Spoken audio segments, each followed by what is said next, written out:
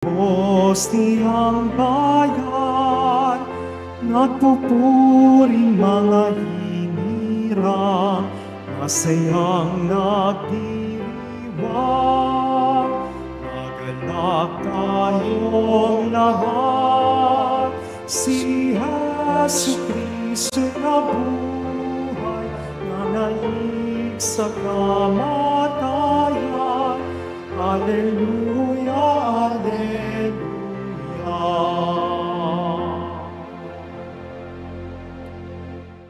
Sa ngalan ng Ama, ng Anak at ng Espiritu Santo, Amen. sumainyo ang Panginoon. At sumaiyo rin. Mga kapatid, tinipon tayo bilang kaanib ng angkan ng Diyos, kaya't dumulog tayo sa mawaing Panginoong nagpapatawad ng lubos.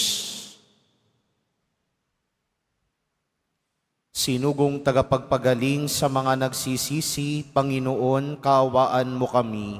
Panginoon, kaawaan mo kami. Dumating na tagapag-anyaya'y mga makasalanan ay magsisi, Kristo, kaawaan mo kami. Kristo, kaawaan mo kami. Nakaluklok ka sa kanan ng Diyos Ama para ipamagitan kami, Panginoon, kaawaan mo kami. Panginoon, kaawaan mo kami. Kaawaan tayo ng makapangyarihang Diyos, patawarin tayo sa ating mga kasalanan, at patnubayan tayo sa buhay na walang hanggan. Amen.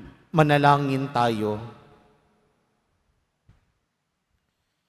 Ama naming makapangyarihan, ginawa mong maging iyong katuwang ang sambayanan mo sa pagganap sa kaligtasan. Ipagkaloob mong lagi naming ikagalak ang muling pagkabuhay ng giliw mong anak na namamagitan kasama ng Espiritu Santo magpa sa walang hanggan. Amen. Magsiupo muna ang lahat. Pagbasa mula sa mga gawa ng mga apostol. Noong mga araw na iyon, umalis si Pablo sa Atenas at nagtungo sa Corinto. Natagpuan niya roon si Aquila, isang Hudyong taga-Ponto. Kararating pa lamang nito mula sa Italia, kasama ang kanyang asawang si Priscilla.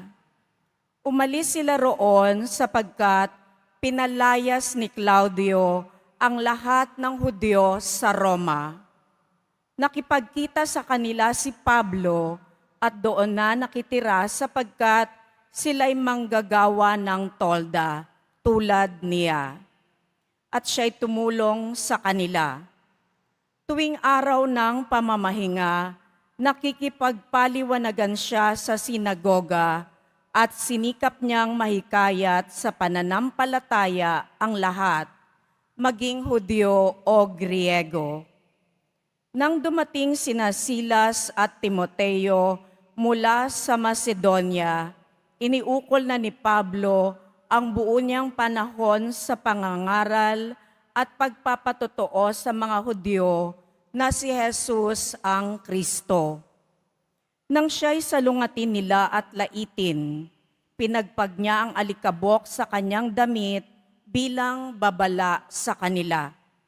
Sinabi niya, "Kasalanan na ninyo kung kayo'y mapahamak. Hindi ko na sagutin iyon.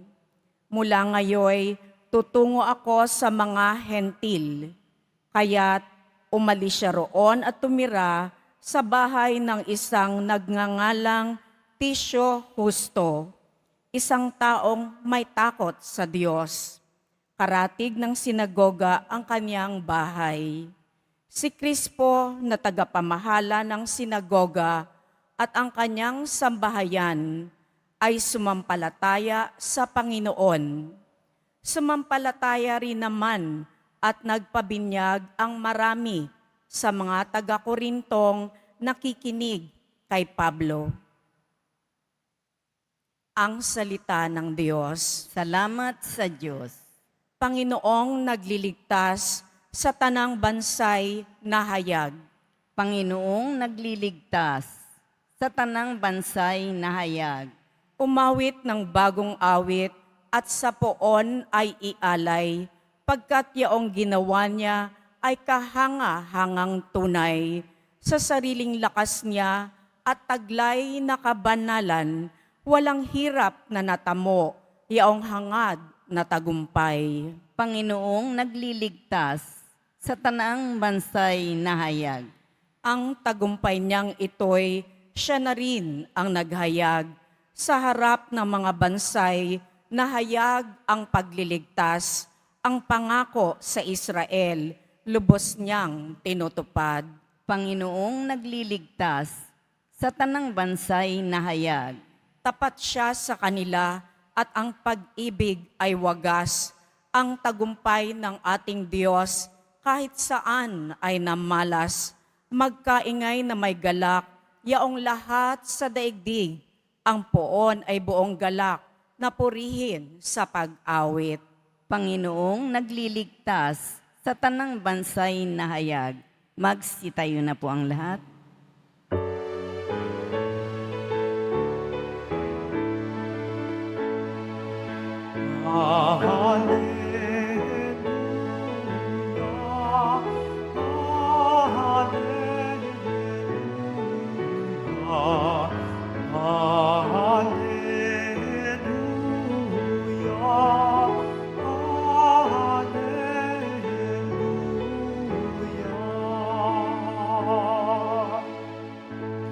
Kayo'y di ko inulida.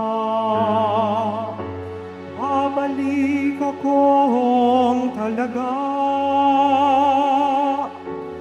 Magdudulot ng ligaya.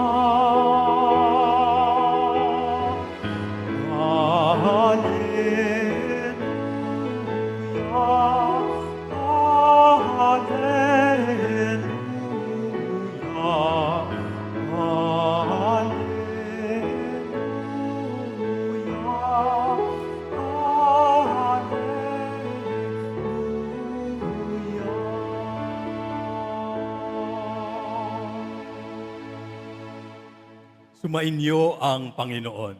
At sumaiyo rin. Ang mabuting balita ng Panginoon ayon kay San Juan. Papuri sa iyo, Panginoon. Nung panahong iyon, sinabi ni Jesus sa kanyang mga alagad, "Kaunting panahon na lamang at hindi na ninyo ako makikita.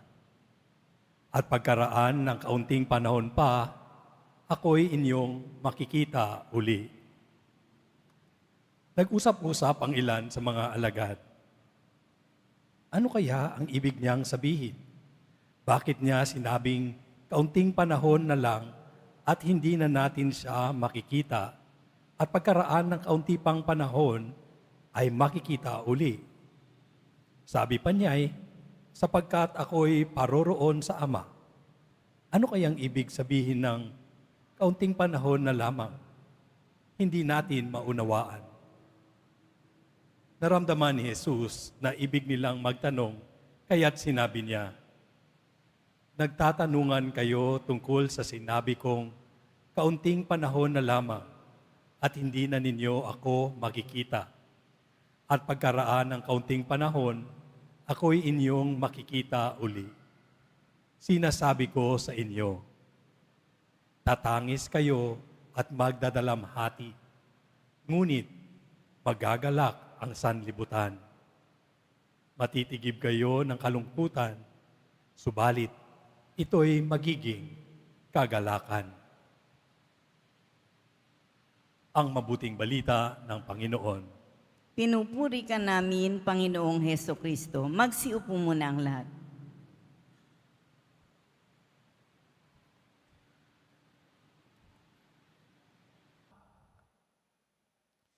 Alin kayo sa dalawang taong ito? Ang taong nagsasabing malayo pa o ang taong magsasabing malayo na? Sige nga, sino dito ang mas pipiliing sabihing malayo pa? Taas ang kamay. Huwag masyadong mag-isip. Malayo pa. Taas ang kamay, survey lang, survey. Yan. Sino naman nagsasabing malayo na? Taas ang kamay. Okay, very good. Good number.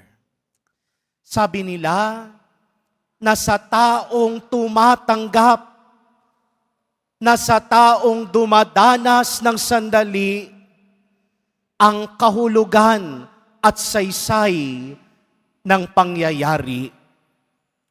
Minsan, nasasambit natin, malayo pa, matagal-tagal pa, 5 taon pa. Pero ang mga taong magsasabing, kahit malayo pa, pero malayo na ang narating, dahil nakikita ng taong yaon ang kanya mga pinagdaan ng sandali. Nakita niya kung paano siya lumago sa mga pagsubok na hinarap niya. At nakita niya na sa bawat pagsubok, hindi na siya tulad ng dati. Napansin niyo ba yan? Kahit ilang beses tayong bumabagsak, kahit ilang beses tayong nagkakamali, ilang beses na dadapa, ilang beses nagkakamali sa pasya at desisyon. Pero kapag ang isang tao determinado, ang pagtingin niya sa nararanasan niya, hindi na malayo pa, pero malayo na.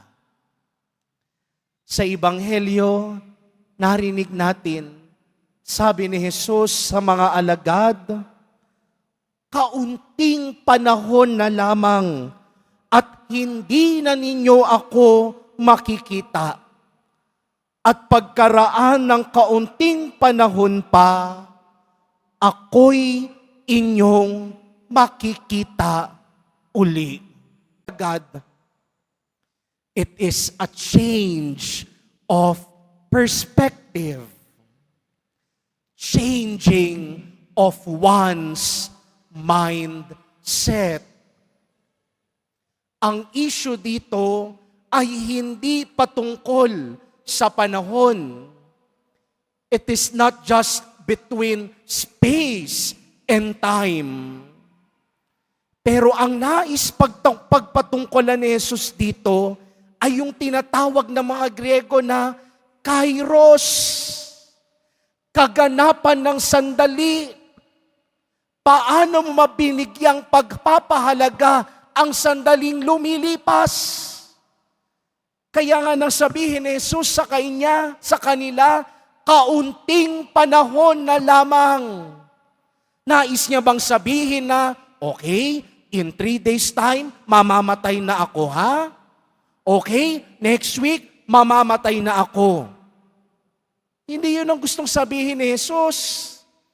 Pero gustong sabihin ni Jesus sa mga alagad, itong kaunting panahon, itong kaunting sandali na meron ako at meron tayo, gaano mo ba pinahahalagahan?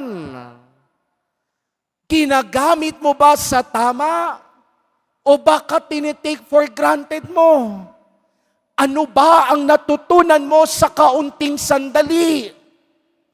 Lumalim ba ang relasyon mo sa akin? O baka sarili lang ang iniintindi mo?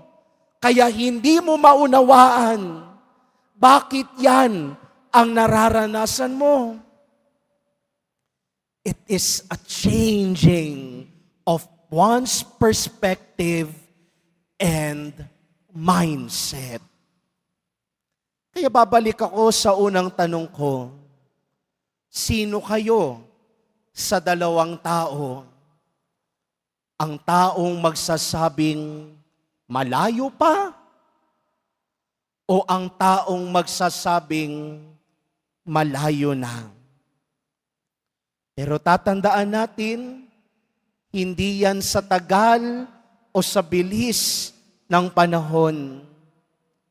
Ang pinakamahalaga sa lahat ay ang makita natin kung paano ba natin ginamit sa tama at pinahalagahan ang sandaling lumilipas. Dahil baka minsan, nasa huli lagi ang pagsisisi dahil hindi natin pinahalagahan ang kaunting sandali. Kaya sa misang ito, yan sana ang pagnilayan at hilingin natin na grasya kay Jesus Nazareno. Hindi yan sa tagal o bilis ng panahon, pero kailangang makita mo ang saysay at dahilan ng sandali. Kailangan mong marahil tanungin sa sarili, pinahalagahan ko ba ang sandaling lumipas? O baka sa masyadong pagiging abala ko sa maraming bagay, hindi ko na nakikita ang halaga sa sandali.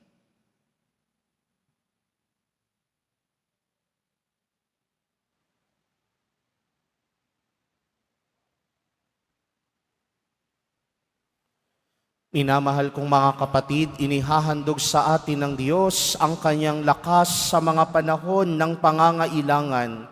Idalangin natin na lagi tayong umasa sa Kanya. Gawin mong kagalakan ang aming kalungkutan, O Panginoon.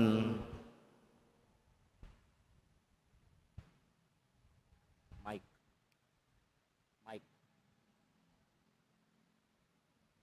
Ang simbahan, naway buong tapang na magpatotoo at walang takot na magpahayag ng mensahe ni Kristo sa mundo.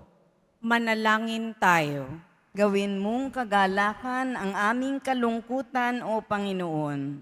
Ang mga nabubuhay sa pangungulila at dalamhati, naway makaranas ng nakapagpapaginhawang presensya ng pag-ibig ng Diyos. Manalangin tayo. Gawin mong kagalakan ang aming kalungkutan, O Panginoon. Ang mga nalulungkot o namimighati, naway makaunawa sa tunay na kahalagahan ng kanilang buhay. Manalangin tayo. Gawin mong kagalakan ang aming kalungkutan, O Panginoon. Sa kanilang kahinaan, naway matuklasan ng mga may sakit at may kapansanan ang lakas ni Kristong muling nabuhay. Manalangin tayo. Gawin mong kagalakan ang aming kalungkutan, O Panginoon. Ang mga yumaunang tapat sa Panginoon, naway makatagpo ang manunubos na nagpakasakit para sa kanila. Manalangin tayo. Gawin mong kagalakan ang aming kalungkutan, O Panginoon. Ama naming puspos ng kabutihan at pag-ibig, tunghayan mo ng may habag ang iyong bayan dahil sa kanilang mga pagkukulang. Tulungan mo sila sa mga hinaharap nilang pagsubok at hayaan mong lukuban sila ng iyong pag-ibig. Hinihiling namin ito sa pamamagitan ni Kristo na aming Panginoon. Amen. Magsiupo muna ang lahat.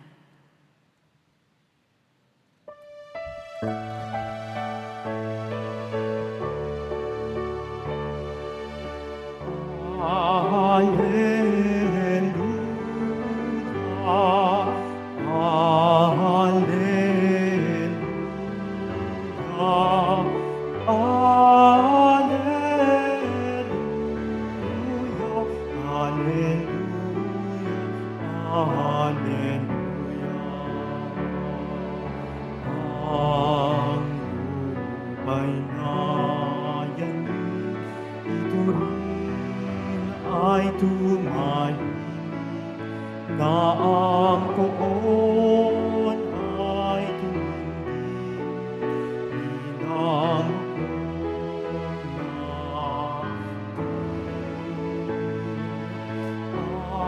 Hallelujah, Hallelujah.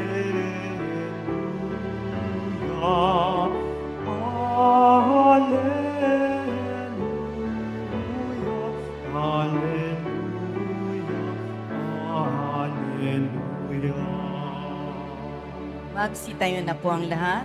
Manalangin kayo mga kapatid upang paghahain natin ay kalugdan ng Diyos amang makapangyarihan. Tanggapin nawa ng Panginoon itong paghahain sa iyong mga kamay, sa kapurihan niya at karangalan, sa ating kapakinabangan at sa buong sambayanan niyang banal. Ama naming lumika, paakyatin mo sa iyong piling sa kalangitan ang aming mga panalangin kalakip ng haing mga alay, upang ang mga pinagpagindapat mong gawing dalisay ay maging marapat na makasalo sa piging ng iyong pagmamahal. Sa pamamagitan ni Jesucristo, kasama ng Espiritu Santo, magpa sa walang hanggan. Amen. Sumainyo ang Panginoon. At sumaiyo rin. Itaas sa Diyos ang inyong puso at diwa. Itinaas na namin sa Panginoon. Pasalamatan natin ang Panginoong ating Diyos. Marapat na siya ay pasalamatan. Ama naming makapangyarihan, tunay ngang marapat na ikaw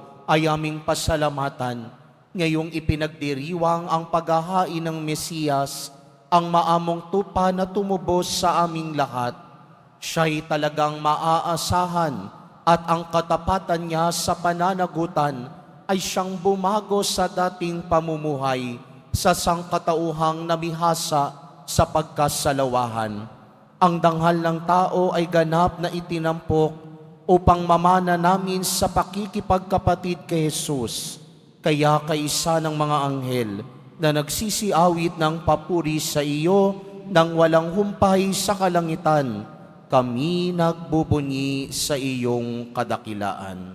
Santo, Santo, Santo, Panginoong Diyos ng mga hukbo, napupuno ang langit at lupa ng kadakilaan mo, o sana sa kaitaasan.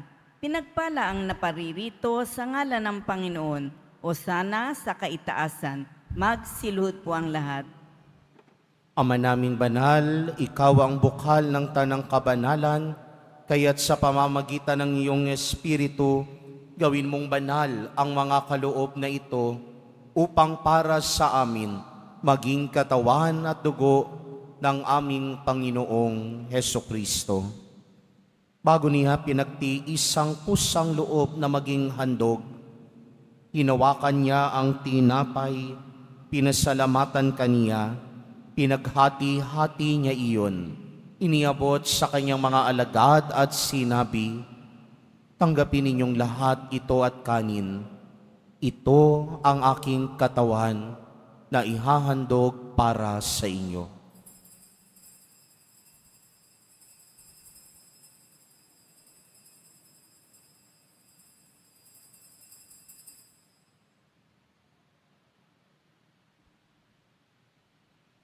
Ngayon din naman nung matapos ang hapunan, hinawakan niya ang kalis. Muli kanyang pinasalamatan. Iniabot niya ang kalis sa kanyang mga alagad at sinabi, tanggapin ninyong lahat ito at inumin. Ito ang kalis ng aking dugo, ng bago at walang hanggang tipan. Ang aking dugo na ibubuhos para sa inyo at para sa lahat sa ikapagpapatawad ng mga kasalanan. Gawin ninyo ito sa pag-alala sa akin.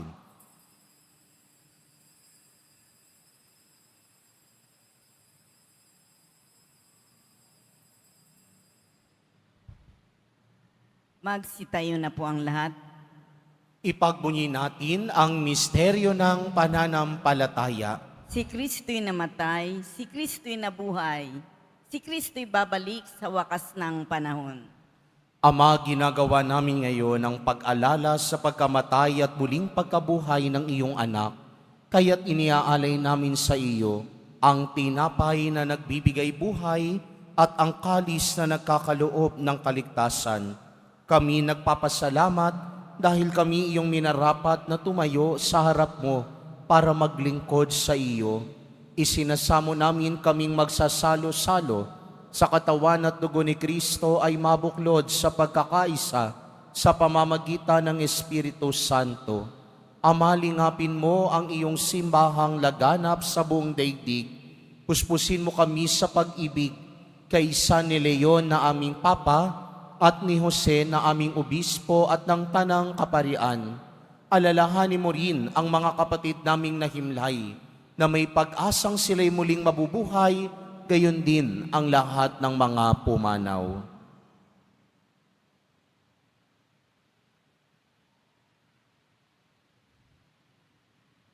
Kawan mo sila at patuloyin sa iyong kaliwanagan. Kawan mo at pagindapatin kaming lahat na makasalo sa iyong buhay na walang wakas kaysa ng mahal na Birheng Maria na Ina ng Diyos, ng kabiyak ng puso niyang si San Jose, kaysa ng mga apostol ni San Juan Bautista, ni San Pablo Kaanim at ng lahat ng mga banal na namuhay dito sa daigdig ng kalugod-lugod sa iyo. May pagdiwang nawa namin ang pagpupuri sa ikararangal mo sa pamamagitan ng iyong anak na aming Panginoong Heso Kristo. Sa pamamagitan ni Kristo kasama niya at sa Kanya, ang lahat ng parangal at papuri ay sa iyo, Diyos samang makapangyarihan, kasama ng Espiritu Santo, magpa sa walang hanggan. Amen. Sa tagubili naman nakagagaling na utos at turo ni Jesus na Panginoon natin at Diyos, ipahayag natin ng lakas loob.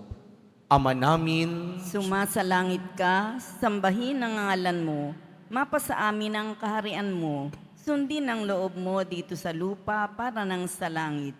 Bigyan mo kami ngayon ng aming kakanin sa araw-araw, at patawarin mo kami sa aming mga sala, para ng pagpapatawad namin sa nagkakasala sa amin, at huwag mo kaming ipahintulot sa tukso, at yadya mo kami sa lahat ng masama. hiniling namin kami at ihas sa lahat ng masama, pagkalooban ng kapayapaan araw-araw, iligtas sa kasalanan, at ilayo sa lahat ng kapahamakan, samantalang aming pinananabikan ang dakilang araw ng pagpapahayag ng tagapagligtas naming si Heso Kristo. Sapagkat iyo ang kaharian at ang kapangyarihan at ang kapurihan magpakailanman. Amen. Panginoong Jesucristo, sinabi mo sa iyong mga apostol, kapayapaan ang iniiwan ko sa inyo. Ang aking kapayapaan ang ibinibigay ko sa inyo. Tunghayan mo ang aming pananampalataya at huwag ang aming pagkakasala. Pagkalooban mo kami ng kapayapaan at pagkakaisa ayon sa iyong kalooban, kasama ng Espiritu Santo, magpa sa walang hanggan. Amen. Ang kapayapaan ng Panginoong muling nabuhay ay laging sumainyo. At sumaiyo rin. Magbigayan kayo ng kapayapaan sa isa't isa. Kordero ng Diyos na nag-aalis ng mga kasalanan ng sanlibutan, maawa ka sa amin. Kordero ng Diyos na nag-aalis ng mga kasalanan ng sanlibutan, maawa ka sa amin. Kordero ng Diyos na nag-aalis ng mga kasalanan ng sanlibutan, ipagkaloob mo sa amin ang kapayapaan. Magsilud po ang lahat.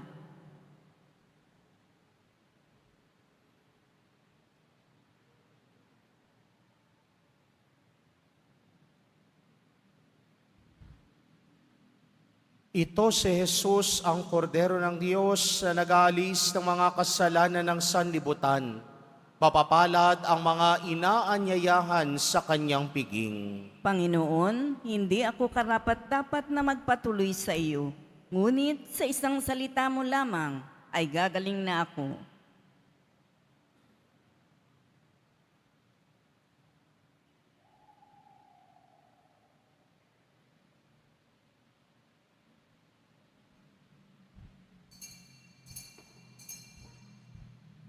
Para sa lahat ng tatanggap ng banal na komunyon, sasagot po tayo ng amen.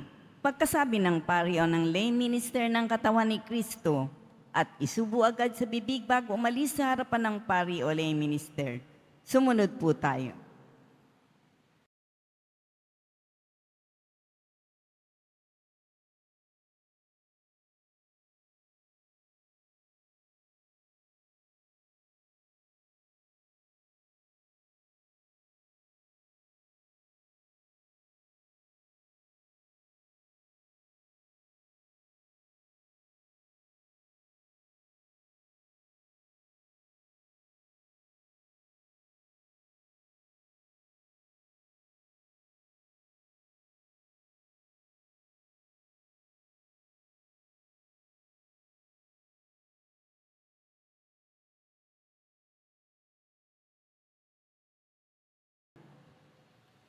Manalangin tayo.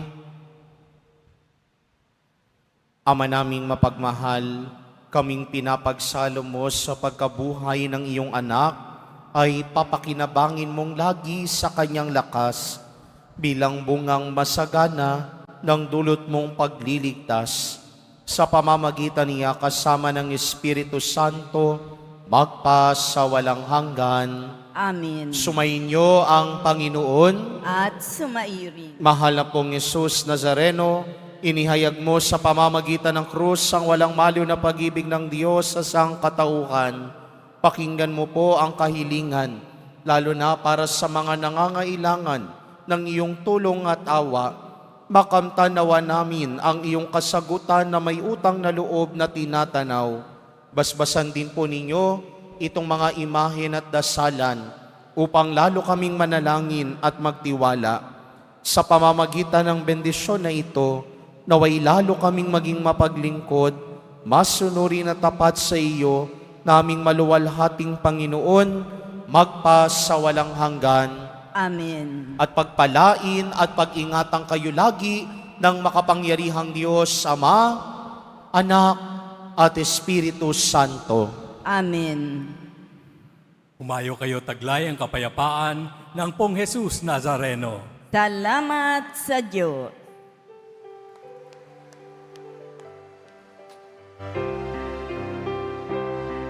Nuestro Padre Jesús Nazareno, sinasamba ka namin. Pinipintuho ka namin. Aral mo ang aming buhay at kaligtasan.